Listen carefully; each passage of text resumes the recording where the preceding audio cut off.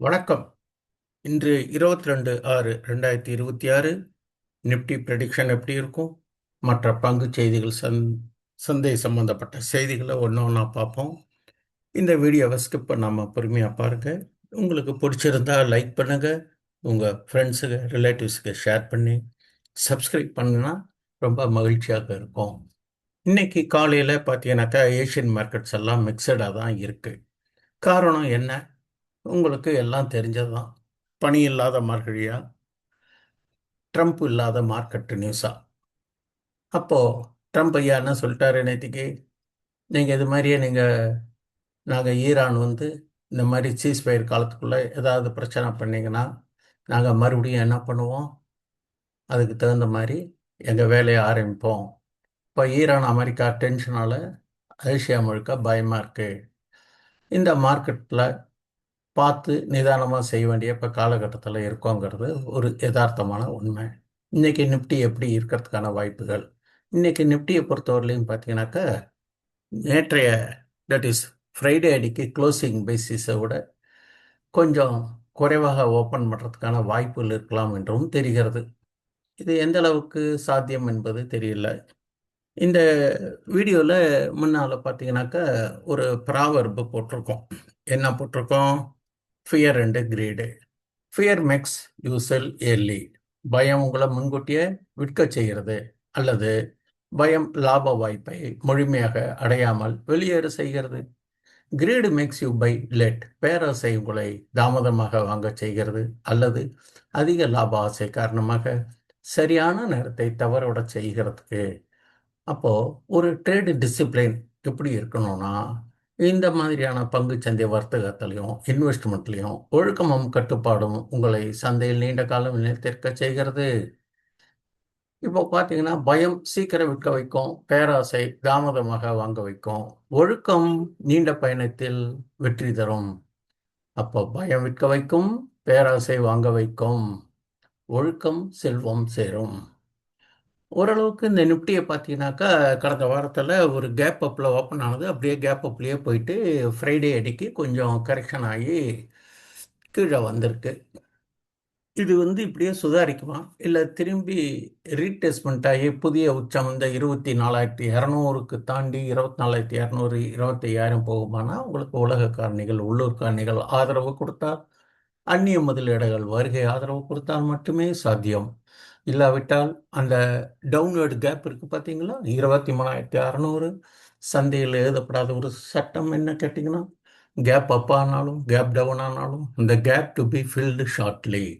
அப்போ நம்ம 23,600 ஃபில் பண்ணிவிட்டு திரும்ப மேலே போகிறதுக்கான வாய்ப்புகள் இருக்கா, இல்லை இதிலேருந்தே திரும்புறதுக்கான வாய்ப்புகள் இருக்காங்கிறது நம்ம பொறுத்திருந்து தான் பார்க்கணும். இன்றைய நிலவரப்படி 24,200 கிராஸ் பண்ணால் மட்டும்தான் அப் ட்ரெண்டு. அப்போ ப்ரீவியஸ் டே லோவை பிரேக் பண்ணினாக்கா வீக். அப்போ அது எது வரலையும் வரத்துக்கான வாய்ப்புகள் 23,600 திரும்புறதுக்கு வாய்ப்புகள். அதனால இன்னைக்கு காஷியஸ் டே. அடுத்த விஷயங்கள் ஒவ்வொரு விஷயமா நம்ம பார்ப்போம். டாடா மோட்டார்ஸ் பற்றி ஒரு செய்தி. டாடா மோட்டார்ஸ் பல்வேறு பிரிவுகளில் மின்சார வணிக வாங்கினதுக்காக 3,400க்கும் மேற்பட்ட ஆர்டரை பெற்றிருக்கு. அதனால இது டாடா மோட்டார்ஸ்க்கு ஒரு பாசிட்டிவ் இம்பேக்ட் கொடுக்கறதுக்கான வாய்ப்புகள் இருக்கு. அப்போ ட்ரக்குகள், பஸ்கள் மற்றும் சிறிய வணிக வாகனங்கள் உட்பட பல பிரிவுகளில் இந்த ஆர்டர்கள் வந்திருக்கிறதாக ஒரு செய்தி படித்தோம். இது இந்தியாவின் வணிக போக்குவரத்து துறையில் மின்சார வாகனங்களை ஏற்றுக்கொள்வது வேகமாக அதிகரித்து வருவதற்கான ஒரு சிக்னல். அப்போ மின்சார ட்ரக்கு, பஸ் மார்க்கெட்டு இப்போ ரொம்ப வேகமாக வளர்றது போலவே டாடா மோட்டார்ஸ் இதில் லீடு பண்ணுறாங்கங்கிறது ஒரு செய்தி பிரிவில் இருக்கக்கூடிய ஒரு வணிக செய்திகளை படித்தது. அப்போ அடுத்தது, டெல்லி என்சிஆரில் 2 வீட்டு வசதி திட்டங்களை தொடங்க ஒரு பிரஸ்டிஜ் குழும திட்டம் FY 26-27, அதாவது 26-27 நிதியாண்டில் ஒரு 7,000 கோடி வருவாய் இலக்கை தீர்மானிச்சிருக்காங்க. அது என்ன விவரம், கொஞ்சம் டீட்டெயில்டாக பார்ப்போம். பிரஸ்டிஜ் குரூப் டெல்லி என்சிஆர் பகுதியில் 26-27 நிதியாண்டில் 2 புதிய வீட்டு வசதி திட்டங்களை தொடங்கிறதுக்கு ஏற்பாடு பண்ணியிருக்காங்க. இதனுடைய டார்கெட் என்ன? இந்த திட்டங்கள் மூலம் ரூ. 7,000 கோடி வருவாய் ஈட்ட எதிர்பார்க்கிறது. அப்போ இது சாதனை. 2025-26 நிதியாண்டில் பிரஸ்டிஜ் எஸ்டேட்ஸ் ரூ. 30,024 கோடி விற்பனை புக்கிங் செய்து சாதனை படைத்துள்ளது. இது முந்தைய ஆண்டை விட 76% அதிகம். அடுத்த இன்னொரு செய்தி பாருங்களேன். வோல்டாஸ் நிறுவனம் 27 நிதியாண்டு முதல் காலாண்டில் 10 லட்சம் ஏசி யூனிட்களை விற்பனை செய்தது. நாட்டின் பல பகுதிகளில் ஃபினான்ஷியல் இயர் 26 முதல் காலாண்டில் நாட்டின் பல பகுதிகளில் கோடை காலம் தொடர்வதால வாடிக்கையாளர்கள் வளர்ந்த ஒரு குளிர்சாதன தேவைகளை ஃபில் பண்றதுனால தொடர்ந்து கவனம் செலுத்துவதாக வோல்டாஸ் நிறுவனம் தெரிவிச்சிருக்கு. அடுத்தது டால்மியா பரத் படி.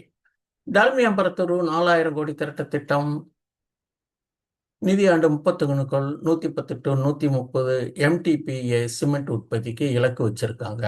இது ஒரு பாசிட்டிவ் இம்பேக்ட் பாரு டால்மியா பரத் சிமெண்ட்டுக்கு. அப்போ டால்மியா பரத் நிறுவனம் சிமெண்ட் தொழில் வளர்ச்சி வாய்ப்புகள் குறித்து நம்பிக்கையுடன் இருக்காங்க. அடுத்த சில ஆண்டுகளில் சிமெண்ட் தேவை ஆண்டுக்கு 6 to 7 கூட்டு வருடாந்திர வளர்ச்சி விகிதத்தில், அதாவது காம்பவுண்டட் ஆனுவல் குரோத் ரேட் அதிகரிக்கும் என எதிர்பார்க்கப்படுகிறது. அப்போ இதனுடைய முக்கிய புள்ளிகள் என்ன?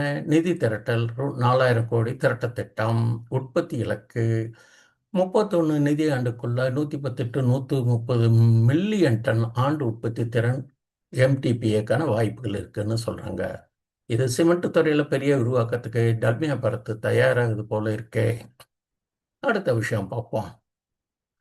இந்திய பயணிகள் வாகன உற்பத்தியாளர்கள் FTA மூலம் ஃப்ரீ ட்ரேட் அக்ரிமெண்ட்னு சொல்லுவாங்கல்ல, அதுபடி யூகேவில் EV சந்தையில் வாய்ப்பை எதிர்பார்க்குறாங்க. இரு நாடுகளுக்கும் இடையிலான சுதந்திர வர்த்தக ஒப்பந்தம் FTA 2030க்குள் இருதரப்பு வர்த்தகத்தை $100 பில்லியனாக இரட்டிப்பாக்க உதவும் எனவும் எதிர்பார்க்குறாங்க. இந்த ஒப்பந்தம் ஜூலை 15 முதல் அமலுக்கு வரும்னு ஒரு தகவல் சொல்லியிருக்கு. அடுத்தது FTA வந்தால் இந்திய EV கார் கம்பெனிகளுக்கு யூகேல விற்பனை சுலபமாகும். அப்போது ஜென்ரலாக பொதுவாகவே பார்த்தீங்கன்னாக்கா ஃபினான்ஷியல் 2027 பயணிகள் வாகன விற்பனை 4 to 6 வளர்ச்சி தொடர்ந்து அதிகரிக்கும் தேவையின் காரணமாக ஒரு செய்தி படித்தோம். இப்போ கடந்த நிதியாண்டில் பயணிகள் வாகன மொத்த விற்பனை அளவு ஆண்டுக்கு 27% வலுவான வளர்ச்சியை பதிவு செய்துள்ளது. சுருக்கமாக சொன்னால் கார் SUV மாதிரி பயணிகள் வாகனங்களுக்கான டிமாண்டு தொடர்ந்து நல்லா இருக்கிறதால FY 27லையும் FI மீன்ஸு அந்த நிதியாண்டு 27லையும் விற்பனை 4 to 6% வளரும்னு எதிர்பார்க்குறாங்க. கடந்த வருஷமே 27% வளர்ச்சியை பார்த்தாச்சு. இன்னும் வளர்ச்சின்ட்டு எலக்ட்ரானிக் வெஹிக்கிள்ஸில் பார்க்குறாங்க. நம்ம அதனால தான் என்ன பண்ணுறோம், electronic vehicle, semiconductor, defence stock, green energy stock இப்போ ட்ரெண்டிங் செக்டார் அப்படின்னு அடிக்கடி சொல்கிறது. அதனால இதில் நீங்கள் டெக்னிக்கல் பயாஸு உங்கள் ஃபினான்ஷியல் அட்வைசரை கேட்டுக்கிட்டு இதில் நீங்கள் கான்சன்ட்ரேஷன் பண்ணுறதுக்கான ஒரு வாய்ப்பு. அடுத்தது பாருங்கள், ஹார்மோஸ் நீரிணை விவகாரத்தில் ஈரானை ட்ரம்ப் எச்சரிக்கிறாரு. பணி இல்லாத மறுபடியா ட்ரம்ப் இல்லாத மார்க்கெட் நியூஸா பாருங்கள், வந்தாச்சு, விவகாரம் ஆரம்பிச்சாச்சு பாருங்கள். எச்சரிக்கை சொல்கிறாரு. ஈரான் ஆதரவு போராளி குழுக்கள் தாக்குதலை அதிகரித்தா அமெரிக்கா மீண்டும் தாக்குதல் நடத்தும் என ட்ரம்ப் கூறியிருக்காரு. இதனால் ஹார்மோஸ் நீரிணை தன் கட்டுப்பாட்டில் எடுத்து கப்பல்களுக்கு கட்டணம் விதிக்கலாம் என்றும் சொல்லியிருக்காரு. கப்பல் போக்குவரத்து பாதிக்கப்பட்டாலோ பிராந்திய போராளிகள் தாக்கினாலோ கடுமையான விளைவுகள் இருக்கும் என எச்சரித்திருக்காரு. அப்போ ஹார்மோஸ் நீரிணை வழியாக உலக எண்ணெயில் 20% போகுது. அதனால் இந்த எச்சரிக்கை முக்கியமானது. இந்த வாரம் என்னென்ன எதிர்பார்க்கலாம்? கச்சா எண்ணெய் நடவடிக்கை, பலவீனமான மத்திய கிழக்கு போர் நிறுத்தம் மற்றும் பல. இந்திய சந்தைகள் இந்த வாரத்தை நிப்டி 24,013 புள்ளிகளில், அதாகப்பட்டது ஃப்ரைடே க்ளோசிங் ஆனதுலேருந்து தொடங்க போகிறது. இது எப்படி இருக்கும் என்று பொறுத்திருந்து பார்ப்போம். பொதுவாகவே ஓவராலாக இன்றைக்கி ஒரு சைட்வேஸ் மார்க்கெட்டாக தான் இருக்கிறதுக்கான வாய்ப்புகள் இருக்குது. வெளிநாட்டு நிறுவன முதலீட்டாளர்கள், அந்நிய முதலீட்டாளர்கள் தொடர்ந்து விற்பனையாளராகவே உள்ளனர். மத்திய கிழக்கில் போர் நிறுத்தம் தொடர்பான பதட்டத்தால் கச்சா எண்ணெய் விலை தற்போது $79 உள்ளது. அடுத்தது இந்த கடந்த வாரம் FD ஃபெடரல் ரிசர்வ் வட்டி விஷயமாக ஒன்று பார்ப்போம். கடந்த வாரம் ஃபெடரல் ரிசர்வ் தலைவராக பதிவேற்ற கெவின் வார்ஷோட முதல் FOMC கூட்டத்துக்கு அப்புறம் உலகளவு வட்டி எதிர்பார்ப்பு பெருசாக மாறிடுச்சு. எதிர்பார்ப்பு என்ன நடந்தது? வட்டி மாறலை. வட்டியை 3.50% to 3.75% அப்படியே வச்சுட்டாங்க. அப்போது டாட் பிளாட்ஷாக் 18 அதிகாரியில் 9 பேர் 2026 முடிவுக்குள்ள குறைஞ்சது 1% வட்டி உயர்வு வரும்னு சொல்லிட்டாங்க. முன்னாடி வட்டி குறையும்னு எதிர்பார்த்தாங்க, ஆனால் இப்போ அது நடக்கலை. மார்க்கெட் ப்ரைஸிங் அக்டோபர் 2026க்குள்ள 0.25% வட்டி உயர்வு வரும்னு ரேட்ஸ் ஆஃப் மார்க்கெட்டு நம்புது. இதனால என்ன தாக்கம் இருக்கலாம்? டாலர் பலம். யூஎஸ் வட்டி ஏறினா டாலர் வலுப்படும். அப்போ டாலர் வலுப்பட்டால் இந்திய ரூபாய் மேலே ப்ரெஷர் வரும். அப்போ அமெரிக்காவில் வட்டி அதிகமாக கிடைச்சா இந்தியா மாதிரி எமர்ஜிங் மார்க்கெட்டில் F2க்கள் அந்நிய முதலீட்டாளர்கள் முதலீடு குறைக்க வாய்ப்பு உண்டு. ஏற்கனவே அந்நிய முதலீட்டாளர்கள் கொஞ்சம் கவனமாக இருக்காங்க. இது இன்னும் ஒரு சிக்கலை ஏற்படுத்துறதுக்கான வாய்ப்புகள் உள்ளது. ஸோ ஃபெடரல் ஹாக்கிஷ் ஆயிடுச்சு. வட்டி குறையாது, ஏறலாம்னு சிக்னல். அதனால டாலர் ரூபாய் அந்நிய முதலீட்டாளர் எல்லாத்துக்கும்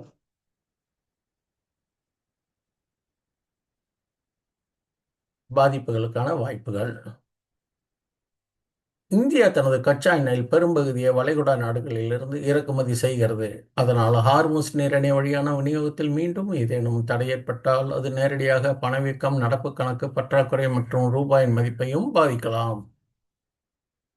இரண்டு கச்சா எண்ணெய் விலையில் ஒவ்வொரு டாலர் ஏற்ற இறக்கமும் தலால் ஷீட் எனப்படும் பிஎஸ்சி மற்றும் என்எஸ்சி பங்குச்சந்தை மனநிலையில் நேரடி தாக்கத்தை ஏற்படுத்துறதுக்கான வாய்ப்புகளும் உண்டு. அதனால் முதலீட்டாளர்கள் இந்த வாரம் முழுக்க புவிசார் அரசியல் நிகழ்வுகளை உன்னிப்பாக கவனிக்க வேண்டும். எந்த வர்த்தகமாக இருந்தாலும் நிதானமாகவும் தொழில்நுட்பத்தை ஆராய்ந்து உங்களுடைய நிதி ஆலோசகரை கேட்டு அதுக்கு தகுந்த மாதிரி தான் நீங்கள் முடிவு பண்ணணும் என்பது என்னுடைய ஒரு தனிப்பட்ட கருத்து. மீண்டும் அடுத்த பதிவில் சந்திப்போம். நன்றி, வணக்கம்.